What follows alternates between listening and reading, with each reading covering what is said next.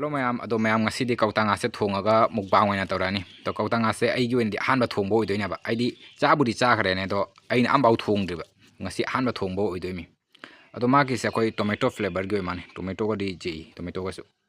ado mayam se thongrasi thongaga aidi kamai to bodo jengwesi ado mayam si se kano tawre aidi lauthue si khai kano lurpada hangduk lurpada yong khuchu len kare do maki asiga ja libatin siga i thue do haji nga piece de thada do mayam nga piece mari manga tang yaw mi jong ama ani ahum mari manga mayam tilo haptan gale haptan holaga chanam ga singa mo haptalan mayam tilo che khara kamun chale do singa chanam ga subase chapchal lage simo mo khai dia ge chanam mun chale mayam chapchal lage matang sina thungkang ka lage mo kha ka lage machu khara am hajik senga sai makinga dugi mahido jarokado adu hajar lage se dugi dinga hatang ngauge se am masla se munchale do ising mahi apcha lage to me am si je sogole dudang sai gi nga ngobado ado hapcha lage am loire last se jira se khara cha lage jira powder se hello mayam ado mayam loire aigi Kouta nga thongbodo se siga leire se hingang se hawgadra hawroidra khangde ko ya siga su hingang ke tar mamini to achabudi chakhra ba to aina thongbo idi ahan mane ba idi punsida ahan ba thongba hai tare ko chabudi chakhre ado siga singju leire aduga siga thabi ga tilhauga leire ado mayam ngasi gi kaino sidi mukbang sidi labuk to oina tawra ba akoi agi kaino singdo id akoi ata chaba do jada ba angan sing yam sathina lange ba do background yam sathina lange to chaba hujar ge mam chak lamana loi ko wa cha cha dum sana si waris lai kitang thadoke ge aba labuk ta chaba ni kitang thadoke ising katang ga thamge kitang ga tamge to mayam chaba hujar ge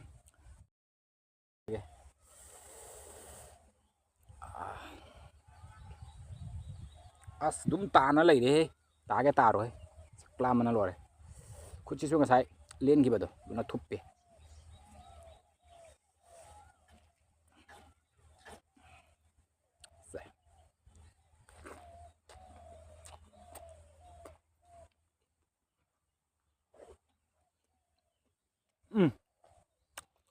ha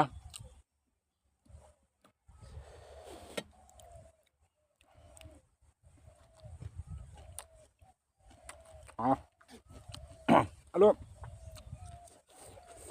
hingang di mayam kaino to gore kaya ge ngatoi onkhre ba kaino to gore Kouta nga ngatoi ai do ole matum ambau kaino to hawdre ja hawdre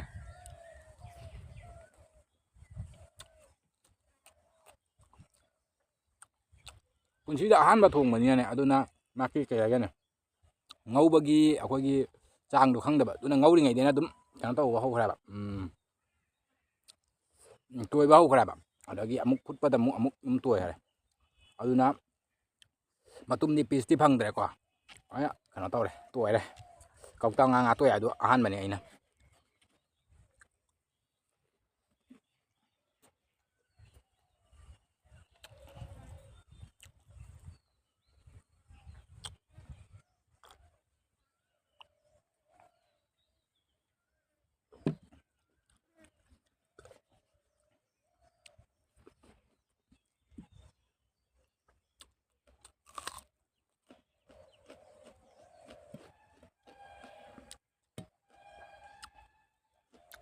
awe singa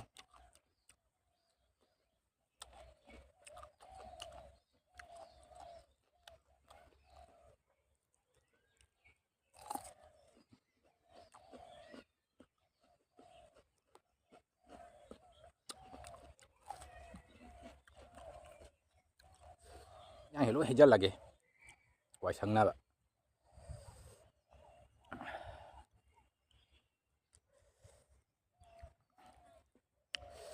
kuchina nungai tra ba thup ya ba jam tuna chak tot pa ngamdre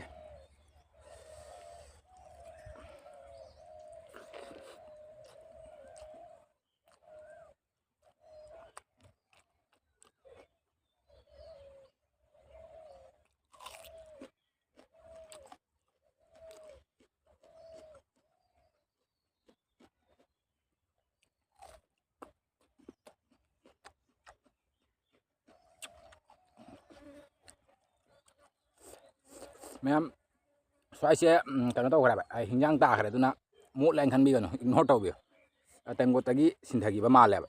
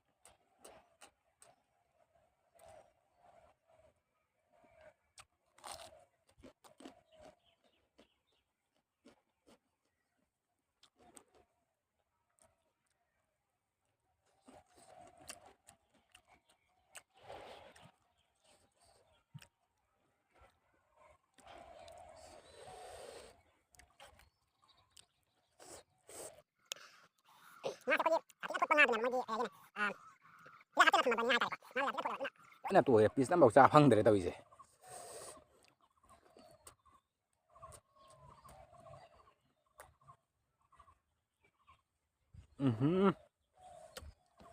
ngasigi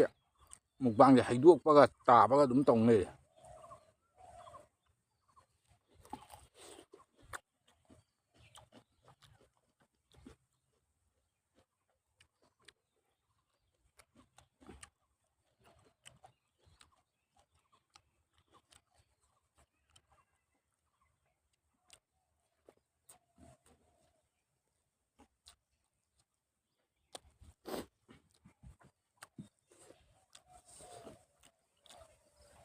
matum jik phangdrabane alu ena chik tae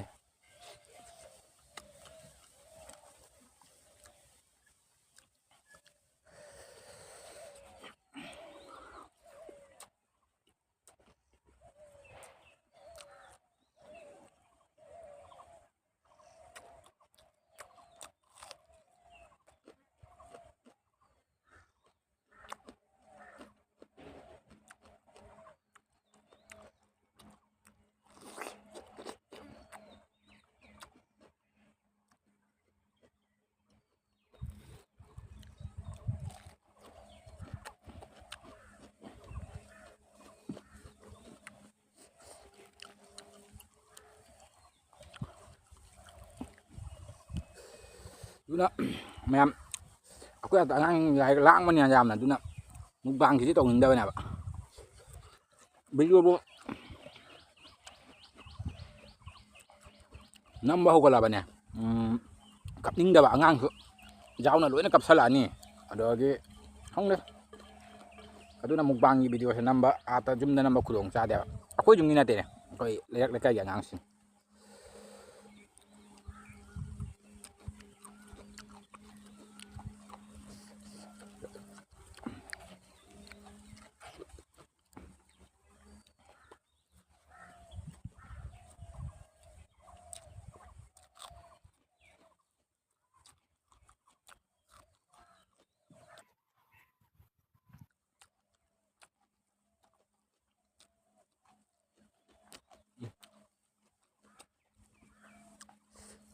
na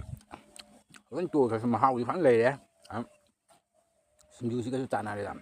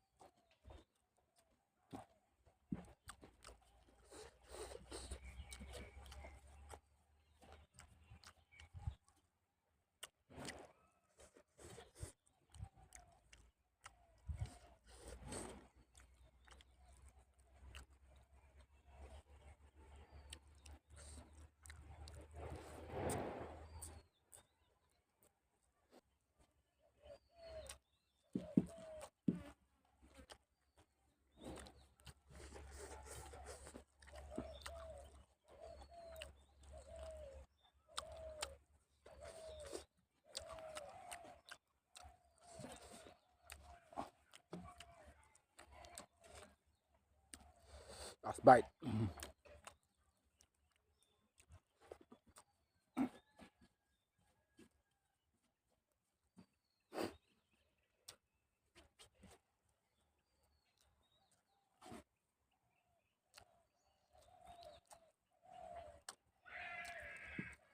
Do ma'am majiki kapda rai tahu bra. Duh, ta bra ma'am. Asumai ni wasumai di video sibu nambah hukat laba ne. Dum kapna launa baga khotna baga angang adu ai angang sing da akoi swai gi angang sing se. Adum taw khale ba. Aduna ai jumda mukbang video se ai di namdra ba. Ai di kano taw akoi normal video ai di blogging daily blogging ga tawra di dum asumai na kapna launa ba tawra su dum retake taw jai dana. Ado mukbang da di akoi jamna cut taw khra su mina jenging de dana. Duna ai mukbang si di anamba ai jumda taw dra ba ne ba. Ai di marak marak ta tani ko taw ba tara su taw ri se. Adu su mapanda ama mada chadana dum tawra ba ne ba mukbang se. Jumda taw ba do ai di khudong chadara ne. Do ma'am chaba su loi jare do jamna su haura me ba ngasi hingjang se. Khoi gi poila thongbo oi jara ga su ne. Ado tawba tabu ai di nga matum di ama baw phangdre. Loina toy kara ba ai di ngau bagi akoi gi nga ngau bagi kaino do. Kay ni chang du khangda ba ai tare ko. Aduna ngau ngai da su dum toy thagare do gi hingjang da hapchan ma matam da su dum toy thagare. Adi nga do jam sathina thole ba moi kay ni kuina thamjana ba hain kuina thamjana ba moi di hida hapchalaga thambani dana. Aduna ai di nga do for laure ba. Aduna ai limit ama da ngau ba tai hai tare ko. Ado khoi na di hei tabani loin toy gare. Do phare mang masigi di lo salaga video se batang siga do mang video se nungai berga di like share ama di comment to biramo. Aduga subscribe to do bangai na mang subscribe to sin biramo. Do mathangi video to mung thengar se.